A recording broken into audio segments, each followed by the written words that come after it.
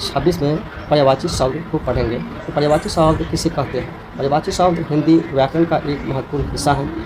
ये ऐसे शब्द होते हैं जिनका अर्थ समान या बहुत मिलते जुलते होते हैं। इन्हें समानार्थक शब्द भी कहा जाता है। एक ही अर्थ को व्यक्त करने वाले विभिन्न शब्दों को पर्यायवाची शब्द कहा जाता है। हिंदी में इनका उपयोग वाक्य में सुंदरता, विविधता और स्पष्टता लाने के लिए किया जाता है। पर्यायवाची शब्द का प्रयोग अक्सर कविता, साहित्य और लेखन में किया जाता है ताकि भाषा अधिक समृद्ध और भावपूर्ण हो सके। चलिए अगला है पॉइंट है यहाँ पर पर्यायवाची शब्द की परिभाषा जानते हैं। तो पर्यायवाची वे शब्द होते हैं जो किसी अन्य शब्द के समानार्थी होते हैं और उनके अर्थ में कोई विशेष अंतर नहीं होता। सरल शब्दों में पर्यायवाची शब्द वे होते हैं जिनका अर्थ एक समान होता है लेकिन उनके रूप अलग होते हैं। अगला है जैसे अग्नि का पर्यायवाची शब्द की बात करेंगे तो आग होगा, पावक होगा और अनल होगा। इस प्रकार से सूर्य का पर्यायवाची शब्द तो इसका सूरज, दिनकर, भानु इत्यादि।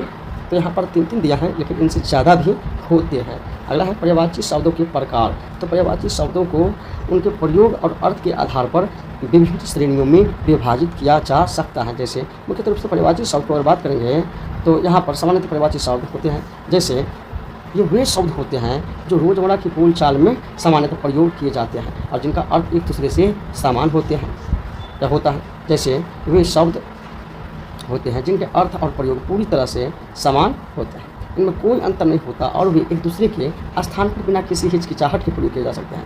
जैसे अगर घर का बात करेंगे तो घर का होगा क्या? मकान, भवन, निवास। और जल का होगा पानी, नीर और अम्बु।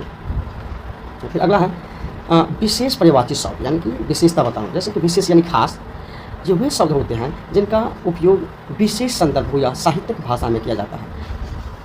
ये शब्द आमतौर पर कविता, कहानी या साहित्य में अधिक मिलते हैं। उदाहरण जैसे पृथ्वी, तो पृथ्वी का क्या है? धरती, भू, वसुधा, अवन। और चंद्रमा का तो चांद, सोम, शशि, राकेश इत्यादि।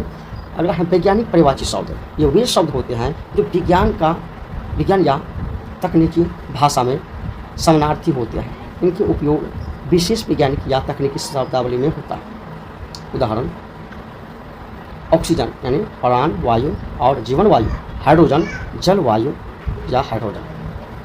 भावात्मक पर्यायवाची शब्द, ये वे शब्द होते हैं जो भावनाओं या विचारों के समानार्थी होते हैं। इसके प्रयोग से किसी विशेष भावना या स्थिति को व्यक्त किया जाता है। उदाहरण प्रेम यानी प्यार, मोहब्बत, अनुराग। अगला है क्या?